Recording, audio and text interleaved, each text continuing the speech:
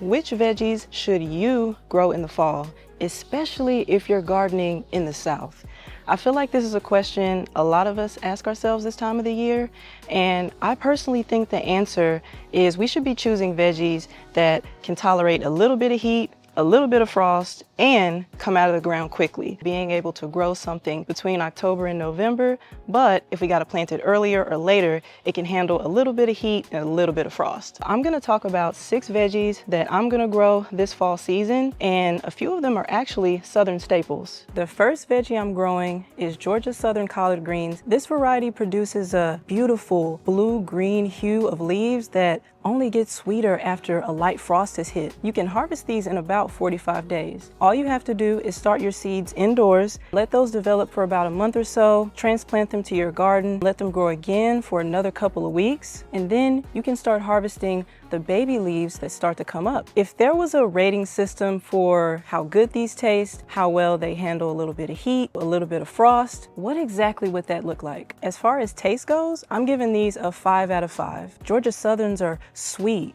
hearty, rich. Heat tolerance? That's gonna be a 4 out of 5. This is actually gonna be one of the best collard green varieties if you're trying to tackle that early fall heat. Georgia Southerns, they can handle that better than most other leafy greens. Frost tolerance? That's gonna be a 5 out of 5. These can handle temperatures as low as 20 degrees, so if you need this to handle a little bit of heat and a little bit of frost, you definitely should be growing these in your garden. The second thing I'm growing is a spinach variety called Bloomsdale Longstanding. And these don't really look like anything that you would see in the grocery store. They are more of a deeper green, and the leaf texture has more of like a crinkly, almost wrinkly texture. You can harvest these in about 45 days after you direct sow them into your garden. If we're rating it in all the categories that actually matter, starting with taste, that's gonna be a 5 out of 5. It's sweet, it's nutty, it just tastes good. Now, as far as heat tolerance goes, that's gonna be a 2 out of 5. Now, the thing about this variety is that it was originally bred to have a little bit of heat resistance, but you definitely want to pair your planting with a shade cloth. Just get it out there as soon as those sprouts come up. If you need to plant this a little bit earlier when it's hotter and you're really battling that early fall heat, I would recommend getting a hybrid like space spinach. This one actually may hold up a little bit better. Okay, so what about frost tolerance? That's gonna be a 4 out of 5. These are pretty cold hardy. They can survive into the 20s, but you're definitely gonna have to protect them a little bit. The third thing I'm growing this fall is a beet variety called Detroit Dark Red. These are really a deep red. They also have red stems and leafy green tops, which I have recently learned you can actually eat. Like, those are edible too. The most important thing to know about beets is that they're not really a heat-loving crop, but at least here in the South, they thrive in our fall weather.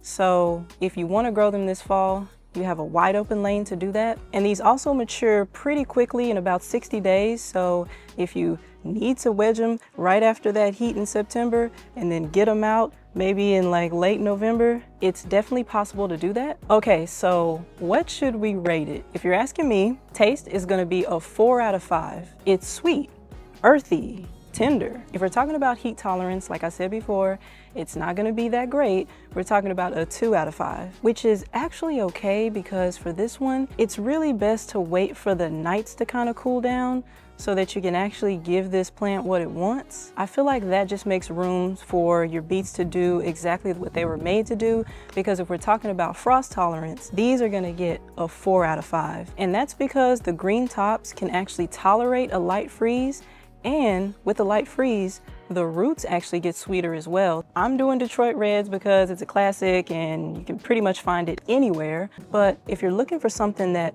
matures faster, handles heat a little bit better, and apparently tastes better too, you could try a variety called Early Wonder. This matures in about 50 days, and everything I'm reading suggests that the root and the leafy green tops taste amazing. The fourth thing I'm growing this fall is a radish variety called Easter Egg. You know, if you look at the radishes in the store, they kind of have this light scarlet color.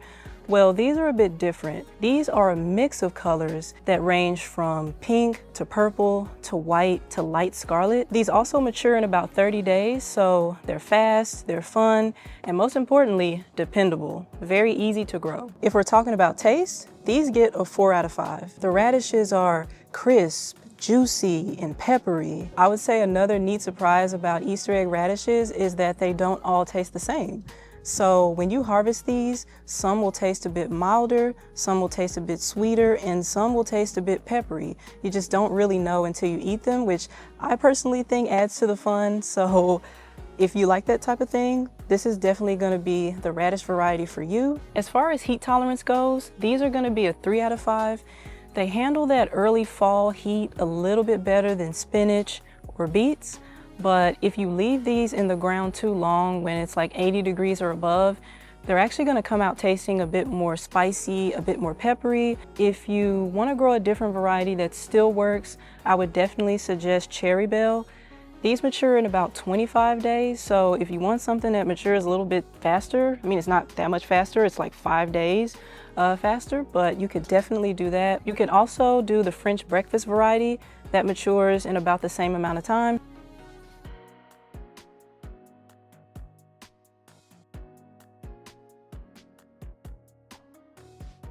The fifth thing I'm growing this fall is called Butter Crunch lettuce. This lettuce variety is very interesting in the way it looks. It's like these loose but still compact leaves that come together and furl in the shape of a rose. It's really beautiful to look at. It also matures pretty quickly. You can start pulling the baby leaves in like 30 days, but if you wanted to wait until they mature, you only have to wait 60 days. So that's promising as well. When it comes to taste, this is a 5 out of 5, y'all.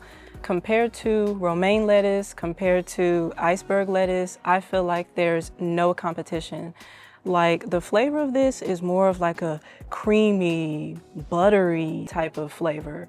And honestly, just think it tastes really good. When it comes to heat tolerance, we're gonna give this one a 4 out of 5 because it handles heat extremely well, like very well for a lettuce. If we're talking about frost tolerance, this one definitely gets a 3 out of 5 because while it can handle a little bit of a light freeze, if this encounters a deep freeze, it's not gonna make it, like it's just gonna die. So if you're gonna plant this and let it go to maturity and let it extend on into like November, December, you're definitely gonna wanna make sure that you have a frost cover to protect these with, just in case the temperatures get down into the 20s. The very last thing that I'm growing, the sixth and final thing, is a bit of a surprise.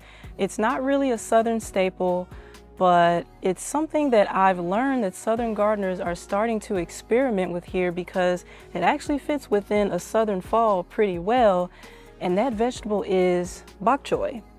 And the specific variety that I'm going to be growing is called pak choy or pak choy. I'm not exactly sure how it's pronounced. This variety of bok choy and most variety of bok choys have these white crunchy stems and these green leaves that kind of look like spoons. Like, I feel like that's the best way to describe the shape. When it comes to taste, this is 4 out of 5, y'all. It's slightly mustardy, like when you're eating the green leaves, but like sweet and crunchy when you're eating the stems. It's just really good when it goes together. Heat tolerance for this one is a 2 out of 5. So if you're gonna grow this, you either wanna wait until maybe October when the nights get to be a little bit cooler, or just make sure you have a shade cloth, and as soon as they sprout, just go ahead and protect them with that. When it comes to frost tolerance, this is a little bit better at a 3 out of 5.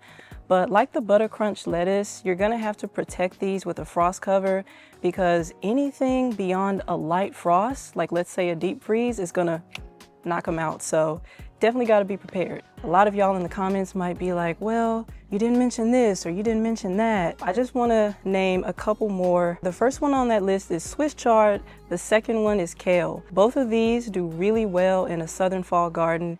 It's just that I'm a little biased towards the taste of both of these. Like, you know, for me, it's not the best, but hey, if you like it, I say these definitely deserve a spot in your garden because these are actually southern staples. I feel like the South, when it comes to fall gardening, is all about the leafy greens. So everything that I actually didn't mention, right? Like the Swiss chard, the kale, the mustard greens, the turnips. Like, just because I didn't put these in the video, that don't mean nothing, y'all. You can definitely grow those because they do well here for sure. A good mustard green variety is called Southern Giant Curled, and you can actually harvest that in about 50 days when you direct sow it into the ground. A good turnip green variety is called Purple Top White Globe, and you can harvest this one in just 55 days after you direct sow it. But I just have one question for y'all. What are you gonna be growing this fall in your southern garden? Because I wanna know. Leave a comment below and just let me know what's in your plans, and until then, happy gardening.